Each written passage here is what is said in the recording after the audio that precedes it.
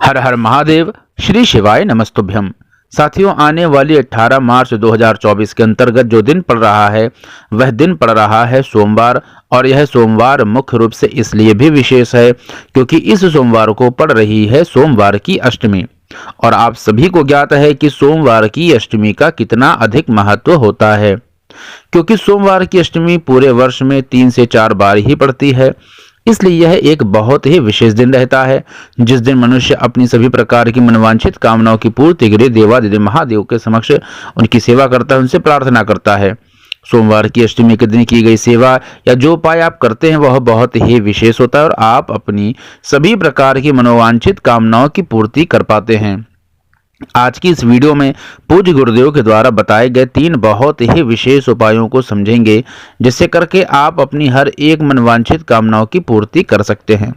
इसलिए साथियों, यह वीडियो बहुत ही विशेष है, इसलिए पूरा अंत तक अवश्य देखिएगा। सभी उपायों को सही से समझिएगा ताकि आपसे किसी भी प्रकार की कोई त्रुटि या गलती ना हो और आप अपनी जो भी कामना के लिए यह उपाय कर रहे हैं आपकी वह मनोकामना अवश्य पूरी हो सके। साथियों, आज की इस वीडियो में हम 3 विशेष उपायों के बारे में चर्चा करेंगे। पहले उपाय उन लोगों को करना है जिनके जीवन में बहुत ही कष्ट है।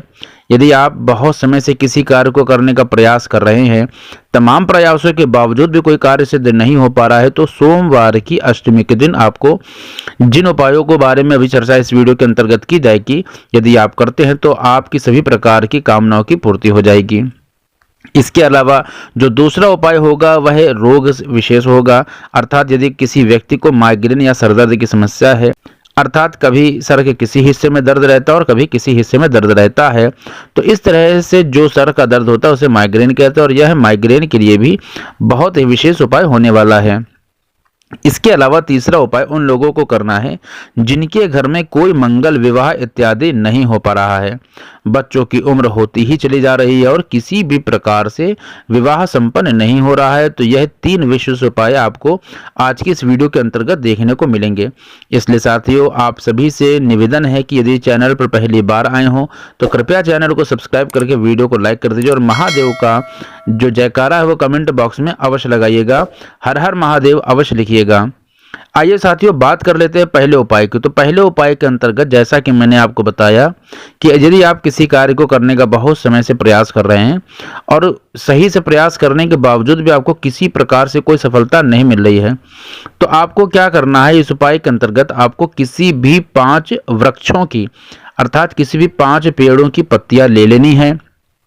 एक सफेद रंग का पुष्प ले लेना है, अर्थात श्वेत पुष्प आपको ले लेना है और इन 5 पेड़ की पत्तियों को और एक पुष्प जो कि सफेद रंग का आपने लिया है, इसे लेकर के सबसे पहले तो आपको माता अशोक सुंदरी वाले स्थान पर स्पर्श करा देना है और अपने मन की कामना करते हुए उन 5 पत्तियों को और जो सफेद फूल आपने लिया हुआ है उसे देवादिदेव महादेव का, निर्मलेश्वर महादेव का नाम लेकर के, ध्यान से सुनिएगा, निर्मलेश्वर महादेव के नाम से देवादिदेव महादेव को ये 5 पत्तियां और फूल जो सफेद फूल है वह समर्पित कर देना है और अपने मन की कामना कर लेनी है।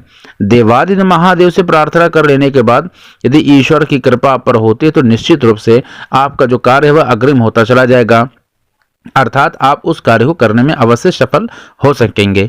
इसके अलावा साथियों, जो दूसरा उपाय मैंने आपको बताया है वह है माइग्रेन वाला उपाय। इसके अंतर्गत आपको 7 लौंग ले लेनी है, विशेष रूप से लौंग जिसमें फूल वाली जो लौंग होती है उसे ही लेना है। इसके अलावा साथियों, मैंने जैसा कि आपको बताया कि आपको 7 लौंग ले लेनी है और माता अशोक सुंदरी वाले स्थान पर समर्पित कर देना है।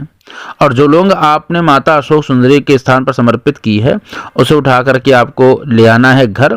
7 लौंग को एक एक करके सुबह खाली, अर्थात जो बासी मुंह है, खाली पेट चबा चबा करके खानी है। फिर अगले दिन दूसरी लौंग खानी है, फिर अगले दिन एक अन्य लौंग खानी है। इस तरह से आपको जितनी भी लौंग है वो चबा चबा करके सुबह खाली पेट बासी मुंह खाना है। आप देखेंगे कि आपकी जो माइग्रेन की समस्या है वह धीरे धीरे समाप्त होती चली जाएगी। इसके अलावा जो एक अन्य उपाय मैंने आपको बताया कि आपके घर में यदि मंगल विवाह नहीं हो रहा है तो यह बहुत ही विशेष उपाय है। इस उपाय को करके आपके मंगल विवाह में किसी भी प्रकार की यदि कोई अड़चन आ रही है तो वह समाप्त होती चली जाएगी। इसके लिए आपको मात्र 1 बेलपत्र की ही आवश्यकता होगी। आप मात्र एक बेलपत्र ले लें और 1 लोटा जल ले लें। इस लोटे जल को आपको तांबे का लोटे में ही लेना है और जल भी आपको आपके ही घर से लेना है। बस इस बात का विशेष ध्यान रखें कि जिस उपाय के बारे में चर्चा कर रहा हूं, यदि यह उपाय आप सुबह कर रहे हैं तो इस उपाय को सुबह करते समय आप जलाभिषेक शिव जी का कर सकते हैं। यदि यह उपाय आप शाम के समय या प्रदोष काल में कर रहे हैं तो आपको जलाभिषेक करने की आवश्यकता नहीं है। तो अब जैसा कि मैंने आपको बताया कि यदि इस उपाय को आप सुबह कर रहे हैं तो सबसे पहले देवादिदेव महादेव का सुबह जलाभिषेक कर दें। उसके बाद बेलपत्र जो आप लेकर के गए हैं उसके पीछे जो लकड़ी है उसकी गांठ को तोड़ दीजिए, अर्थात जो ठूंठ बनी होती है उसको तोड़ दें।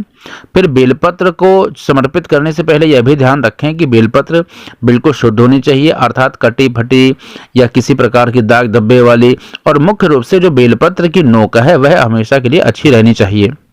तो जैसा कि मैंने आपको बताया, आपने एक बेलपत्र ले लिया। उस बेलपत्र की जो बीच वाली अर्थात जो बड़ी वाली पत्ती होती है उस पत्ती पर आपको लाल रंग के चंदन की एक बिंदी या लाल कुमकुम के चंदन की एक बिंदी लगा देनी है और उस पर आपको साबुत 1 चावल का दाना रख देना है। इसके बाद नीचे की जो 2 पत्तियां हैं उन पत्तियों पर आपको पीले रंग की एक बिंदी लगा देनी है और इन दोनों बिंदियों पर आपको 3-3 चावल के दाने रख देने हैं। चावल के दाने एकदम साबुत होने चाहिए, कटे फटे या टूटे खंडित चावल के दाने इस कार्य के लिए उपयोग नहीं करने आपको।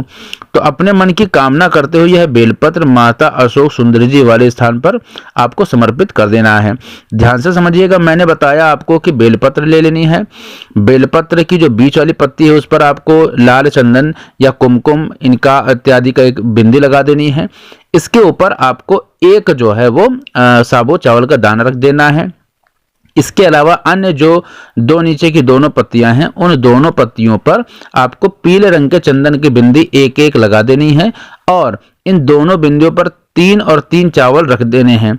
3-3 चावल के दाने रखने के बाद इस बेलपत्री को अपने दोनों हाथ से माता अशोक सुंदरी वाले स्थान पर समर्पित कर देना है और हाथ लगा करके माता से अपने मंगल विवाह की कामना के लिए प्रार्थना कर लेना है। आप देखेंगे देवादिदेव महादेव की कृपा से आपके जीवन में जो भी अड़चने आ रही हैं विवाह इत्यादि के लिए, वह अड़चने धीरे धीरे समाप्त होती चली जाएंगी और महत्वहीन होती चली जाएंगी। इसलिए इन उपायों को करके आप अपने जीवन को कृतार्थ कर सकते हैं।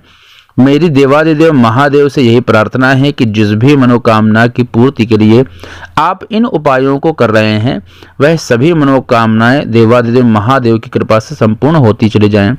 देवादिदेव महादेव आप सभी पर अपनी कृपा बनाए रखें, करुणा बनाए रखें। हर हर महादेव। श्री शिवाय नमस्तुभ्यम।